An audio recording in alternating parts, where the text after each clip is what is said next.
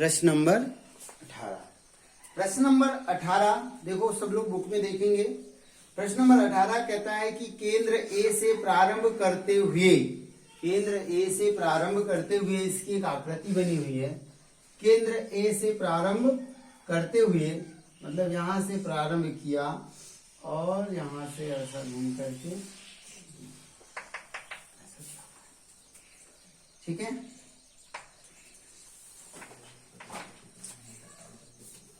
इसको L1, ये L1 है, ये L2 है, ये L3 है और ये L4 है। थोड़ा ध्यान से देखेंगे, यहाँ पे एक सर्पिल आकृति बनाई गई है। क्या बनाई गई है? सर्पिल आकृति बनाई गई है। पहले क्वेश्चन को एक बार पढ़ लेते हैं। देखो जरा क्वेश्चन क्या कहा। केंद्र ए से प्रारंभ करते हुए बारी बारी से केंद्रों ए और बी को लेते हुए त्रिज्याओं 0.5 सेंटीमीटर, 1 सेंटीमीटर, 1.5 सेंटीमीटर, 2 सेंटीमीटर वाले उत्तरोत्तर अर्धवृत्तों को खींचकर एक सर्पिल बनाया गया। क्या बनाया गया? सर्पिल बनाया गया है, जैसा आकृति 5.4 में दर्शाया गया है। 13 क्रमागत अर्धवृत्तों से बने इस सर्पिल की कुल लंबाई क्या है? कुल लंबाई क्या है? यानी कि ये जो सर्पिल बना हुआ है इसकी कुल लंबाई क्या है? इसके कितने अर्धवृत्त बनने को कहता है? वो 13। कितने? 13। यहाँ चित्र में एक बार आकृति में सब लोग देखेंगे। आप देख रहे हो कि यहाँ से ये वाली जो आकृति बनाया उसने, जिसको उसने L1 बोला, तो यहाँ से चालू हुआ और यहाँ तक आया। इसकी जो त्रिज्या थी वो 0.5 थी। कितनी थी बेटा? 0.5 थी। और ये एक अर्धवृत्त है। क्या है? अर्धवृत्त है। तो हमको तो इसकी लंबाई ज्ञात करना है, तो कोई ऐसे रस्सी की लंबाई तो हम पता कर ही नहीं पाएंगे। तो आप देख रहे हो कि यहाँ से क्या हुआ, ये यहाँ तक ये क्या है? अर्धवृत्त है। क्या है ये? तो ये अर्धवृत्त मतलब ये क्या कहलाती है? परिधि कहलाती है। तो ये पूरी एक परिधि कहलाती है। वृत्त की जो बाउंड्री होती है वो पूरी क्या कहलाती है? परिधि। लेकिन ये यहाँ से यहाँ तक क्या है? एक अर्धवृत्त है। क्या है? अर्धवृत्त है। अब जैसे ये नीचे आया तो ये थोड़ा बड़ा हो गया, तो इसकी जो त्रिज्या हुई कितनी हो गई? 1 सेंटीमीटर। तो ये भी एक अर्धवृत्त है जिसकी त्रिज्या कितनी है? 1 सेंटीमीटर। ये एक अर्धवृत्त हो गया। ऐसा ये एक दूसरा अर्धवृत्त हो गया। ऐसा एक तीसरा अर्धवृत्त हो गया। फिर ऊपर बनेगा चौथा, फिर नीचे बनेगा 5वां, फिर ऊपर बनेगा 6वां, फिर 7वां। वो बोलता है ऐसे 13 अर्धवृत्तों का इसी आकृति में निर्माण करना है। कितने? 13। ठीक। तो 13 अर्धवृत्त जब बनेंगे, एक बार सवाल को सब लोग पूरे ध्यान से पहले पढ़ लेंगे, तब समझेंगे, तभी समझ में आएगा, वरना नहीं आएगा। ठीक है। पहले बुक में अच्छे से क्वेश्चन को पढ़ना है, फिर क्वेश्चन को समझना है। ठीक। जैसा जैसा बोला है। उसने बोला कि क्रमशः केंद्र ए से चालू हुआ, और केंद्र ए से जो चालू हुआ और जो पहला अर्धवृत्त बना उसकी त्रिज्या थी 0.5। जो दूसरा नंबर का बना उसकी त्रिज्या थी कितनी?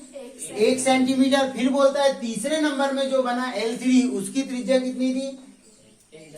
1.5। और चौथा वाला जो है उसकी कितनी त्रिज्या थी? 2 सेंटीमीटर त्रिज्या थी। इस तरह से चलते चलते चलते चलते 13 अर्धवृत्तों का निर्माण किया गया। कितनों का? 13। तो हम क्या करें? परिधि निकालेंगे। सबसे पहले हमको परिधि का सूत्र पता होना चाहिए। तो परिधि का क्या सूत्र होता है? पता है किसी को? वृत्त की परिधि का सूत्र 2πr। परिधि का सूत्र क्या होता है? 2πr। ले चूंकि लेकिन 2πr तो पूरी परिधि निकाल लेंगे। वृत्त की परिधि का सूत्र जो होता है, वृत्त की परिधि बराबर होता है 2πr। क्या होता है? अब ये लेकिन 2π जो r है ये पूरा पूरा वृत्त की परिधि का सूत्र है। इसको क्या कर दोगे आप? आधा कर दोगे। ठीक। तो यहाँ से 2 से 2 कट जाएगा, तो क्या बचेगा बेटा? πr बचेगा। क्या बचेगा? अर्थात जो पहला वाला वृत्त की परिधि है उसकी लंबाई कितनी होगी? πr होगी। कितनी होगी? दूसरे वाले की भी πr होगी। अब r रखते जाओगे तो बढ़ेगा नहीं, इसलिए उसको क्या करेंगे अपन? πr1, क्योंकि पहली त्रिज्या क्या हो जाएगी? r1। इस तरह से मैं एक AP बना रहा हूं, आप ध्यान से देखिए। AP क्या बन जाएगा? AB बन जाएगा इसका, क्योंकि पहली परिधि जो अर्धवृत्त की उसमें में क्या बचा? πr1। क्या बनेगा? πr1, πr2, πr3, πr4, πr। ऐसा करते करते आप जाओगे तो कहां तक पहुंच जाएगा? ये πr13। बनेगा बेटा पाई आर 13। अब इसमें हम एपी बना लेंगे। देखो एपी कैसे बनेगा। एपी बनेगा, पाई को तो आप कुछ नहीं कीजिए, R1 दी हुई है। कितनी दी है R1? R1 दी हुई है 0.5 सेंटीमीटर दी हुई है, दी है 0.5, पहली वाली 0.5, दूसरी दी हुई है 1। कितनी दी हुई है? 1। अर्थात यहाँ पे 1 को रखने के और डैश डैश डैश डैश 13 में लिखेंगे तो 13 नंबर की आपको नहीं दी हुई है। कहाँ दी है? 13 की तो दी नहीं है, नहीं दी ना। ठीक, तो अब क्या करोगे आप? दूसरे नंबर की और तीसरा भी याद कर लेंगे। तो पाई और तीसरे नंबर की क्या होगी? कितनी होगी? 1.5। ऐसे चौथी और पांचवी और अपन चाहे तो निकालते निकालते 13 तक जा सकते हैं। ठीक, लेकिन इनका सबका क्या ज्ञात करना है? हमको योग ज्ञात करना है। अब योग ज्ञात करने के लिए देखो यहाँ पे ध्यान से देखेंगे, एपी सबको समझ में आ रहा है? ठीक, ये कोई अलग से नहीं समझो इसको, ये संख्यात्मक रूप में लिखा है। 22/7 लिख सकते हैं। पाई का मान क्या लिख सकते हैं? लेकिन अगर अभी 22/7 लिख दोगे तो फिर सवाल हल करने में दिक्कत जाएगी। पाई का मान अपन लास्ट में रख लेंगे।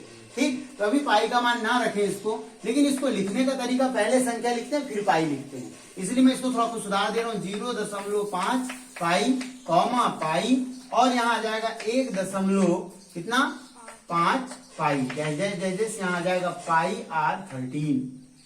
ओके, अब यहाँ देखिए ए का मान, ए का मान कितना आ गया बेटा?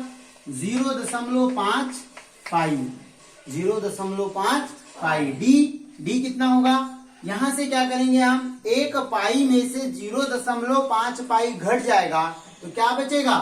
देखो यहाँ पे 1 में से कितना, 1 में से कितना घटाना है हमको?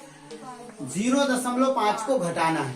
तो यहां से इधर जाएगा तो 10, 10 में से 5 गया 5, यहाँ बचेगा 0।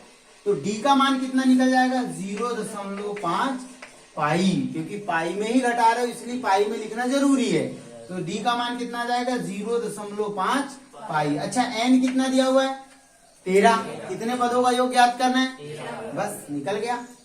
अब मिल जाएगा सवाल। क्या करेंगे? S13 का फॉर्मूला लगा देंगे हम, योग याद करना है ना हमको। तो देखो क्या हो जाएगा? n/2, n/2 क्या हो जाएगा? 2a + n-1 और d।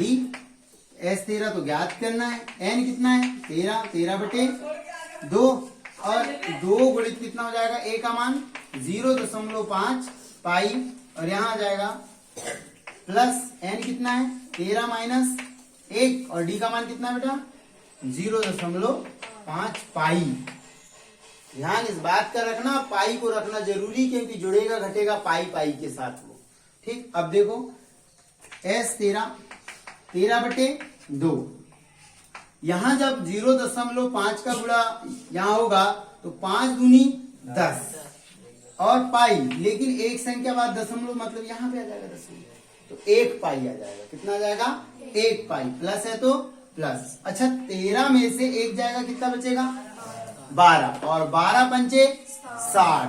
तो यहाँ पे हम लिख सकते हैं 60 पाई, लेकिन एक संख्या बाद दशमलव इसलिए यहाँ पे दशमलव आ जाएगा। ठीक, तो S 13/2 गुणित, देखो यहाँ पे 1 पाई है और यहाँ 6 पाई है, तो 6 पाई और 1 पाई कितना हो जाएगा? 7 पाई। ठीक, अब S13 बराबर हो जाएगा 13/2 गुणित, इसका मान रख दीजिए। क्या मान रखोगे? 7 गुणित 22/7। पाई का मान क्या होता है? 22/7, तो 22/7 रख दीजिए। 7 एकम 7, 7 एकम, ये 2 से इसको काट देंगे, 2 एकम 2 और 2 एकम 2, 2 एकम 2। 11 का गुणा कहाँ कर देंगे बेटा? 13 में कर दीजिए। 13 तिया 11 तिया 33, 33 की 3 हासिल का 3 और 11 एकम 11 और 3 कितना हो जाएगा?